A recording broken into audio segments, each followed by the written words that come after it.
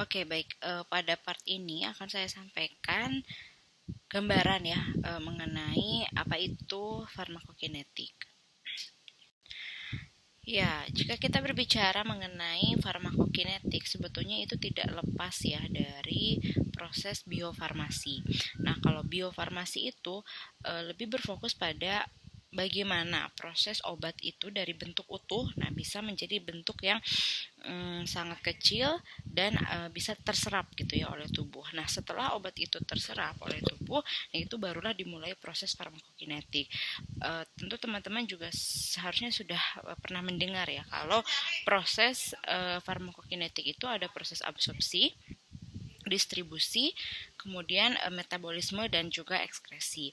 Nah, setelah mengalami proses ini ya distribusi disebarkan gitu ya ke seluruh tubuh. Nah, nanti di pada tahap distribusi ini obat itu akan berada atau akan menuju pada situs kerjanya atau pada tempat di mana obat itu bekerja.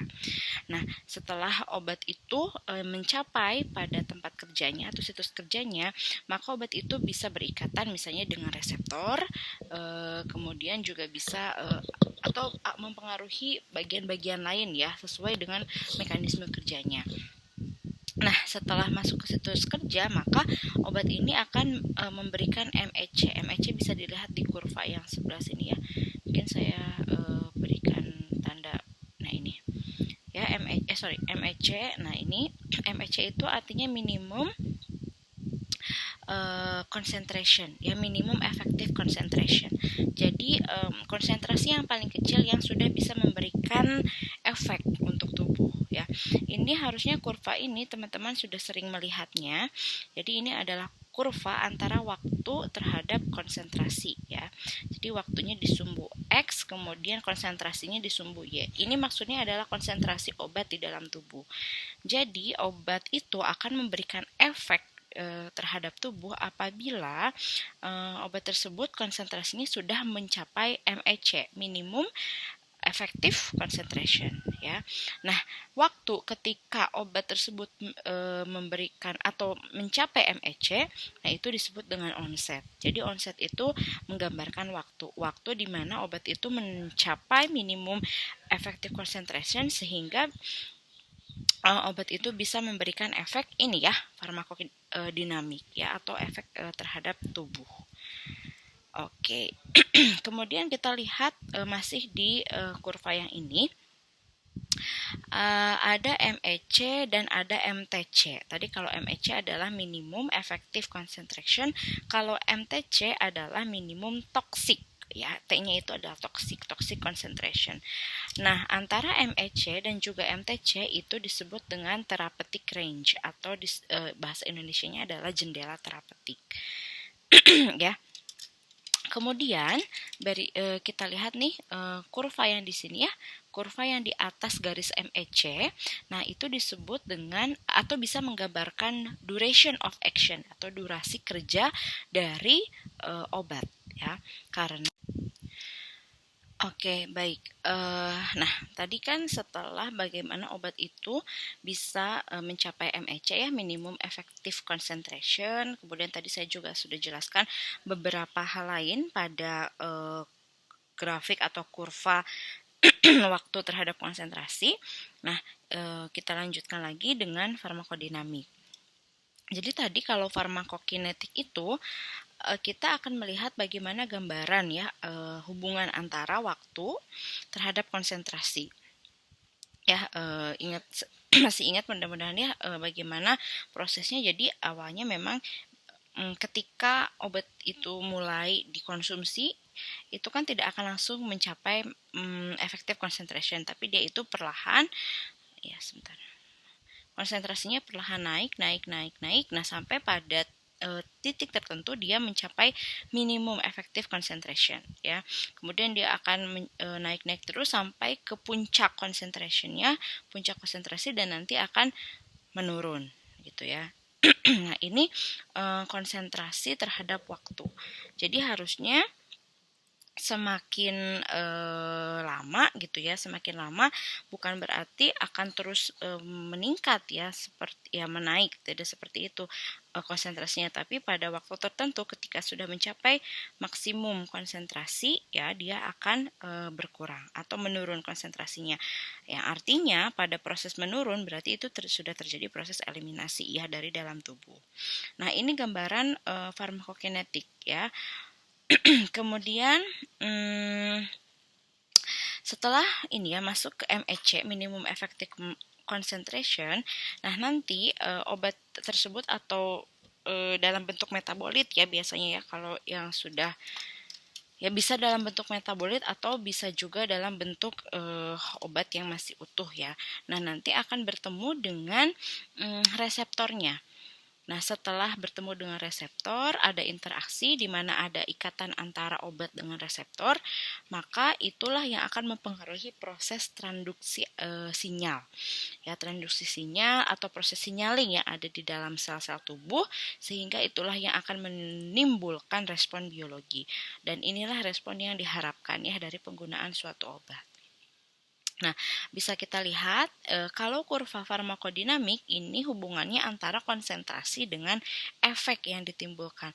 Jadi kurang lebih ini kurvanya kurva sigmoid ya. Jadi antara konsentrasi dengan efek ya awalnya memang belum menunjukkan efek nih ya ketika konsentrasi tertentu. Kemudian nanti dengan seiring bertambahnya, maaf ya ini log ya, seiring dengan bertambahnya konsentrasi, nah ini maka akan timbul efek ya di dalam tubuh. Tapi pada saat titik tertentu ketika konsentrasinya sudah mencapai maksimal ya di sini ya, maka efeknya juga akan stagnan. Jadi tidak menunjukkan kenaikan terus-menerus gitu ya. Dan juga nanti harusnya kalau ini kita lanjutkan ketika konsentrasinya sudah tidak ada di dalam tubuh, maka efeknya juga sudah tidak ada. Begitu. Nah, kemudian jika kita ambil hubungan antara farmakokinetik dengan farmakodinamik, nah, ini kita bisa lihat ya, ini bisa digambarkan dari kurva antara waktu terhadap efek. Kurang lebih gambarannya hampir sama ya, kurvanya seperti kurva yang farmakokinetik, tapi ini menunjukkan antara waktu terhadap efek yang ditimbulkan. Nah, ini hubungan antara farmakokinetik dan juga farmakodinamik. Oke. Nah, itu tadi adalah overview terlebih dahulu ya, bagaimana gambaran antara proses farmakokinetik dan dilanjutkan dengan farmakodinamik. Nah, selanjutnya kita akan melihat lebih detail tentang farmakokinetik. Nah, tahapan farmakokinetik seperti yang sudah teman-teman pernah dengar, itu ada tahap absorpsi, distribusi, metabolisme, dan ekskresi. Tadi saya sedikit menyinggung juga ya di depan. Nah, kalau absorpsi itu proses obat dari tempat administrasi yang tempat administrasi itu bisa berupa kalau oral berarti kan administrasinya dia itu ya melalui sistem atau saluran pencernaan.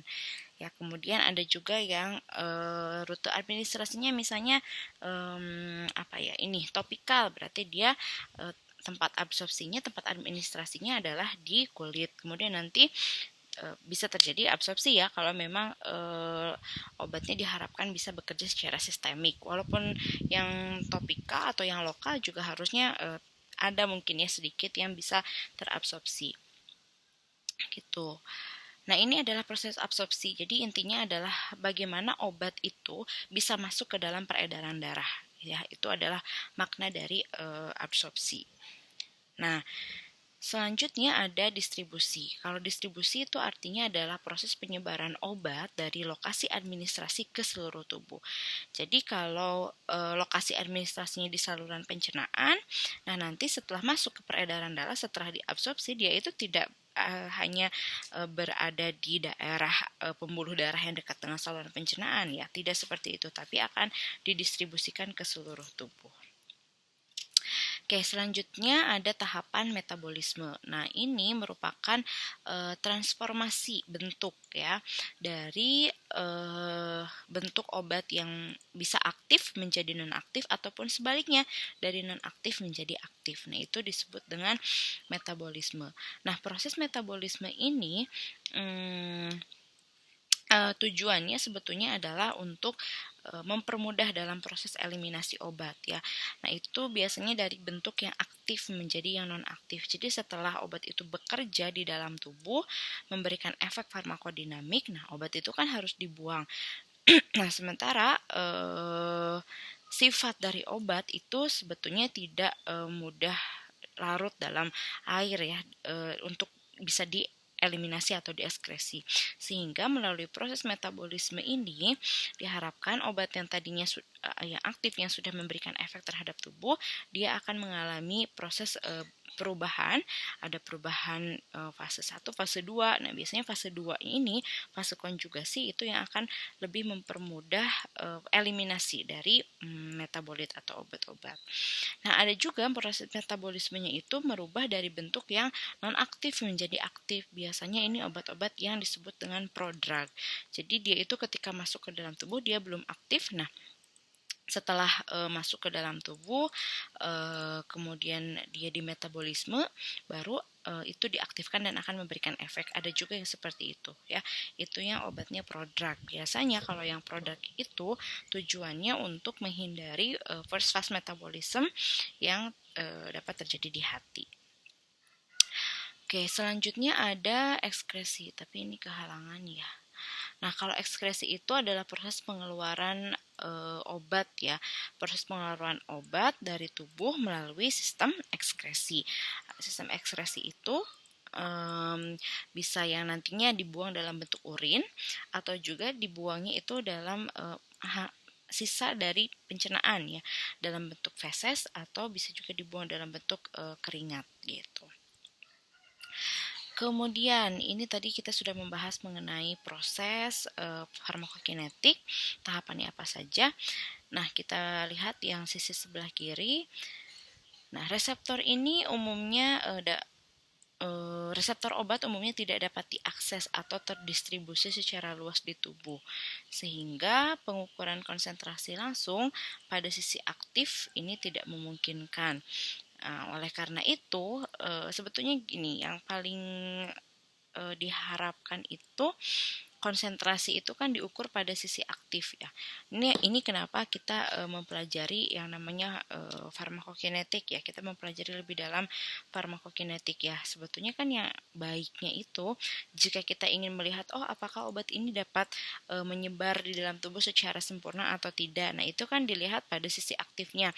Misal sisi aktif itu contohnya PPI, obat untuk mengatasi tukak peptik ya. Contohnya seperti omeprazol. Nah, yang baik itu kan kita ingin menilai apakah omeprazol ini memberikan jumlah obat yang diminum itu jumlahnya akan cukup tidak mencapai minimum effective concentration. Nah, sebaiknya kan diukur di area di mana dia itu bekerja gitu ya, di reseptornya. Tapi itu sangat sulit ya, sehingga makanya kenapa ada ini pembelajaran mengenai farmakokinetik ya. Nah, kalau farmakokinetik ini dialihkan nih perhitungannya. Karena kita tidak bisa mengukur konsentrasi di sisi aktif, sehingga kita mengukurnya konsentrasi obat di dalam plasma. Ya, karena konsentrasi obat di dalam plasma ini diharapkan bisa memberikan gambaran ya mengenai konsentrasi di reseptor. Ya, seperti itu. Makanya kenapa ada ini pembelajaran untuk farmakokinetik.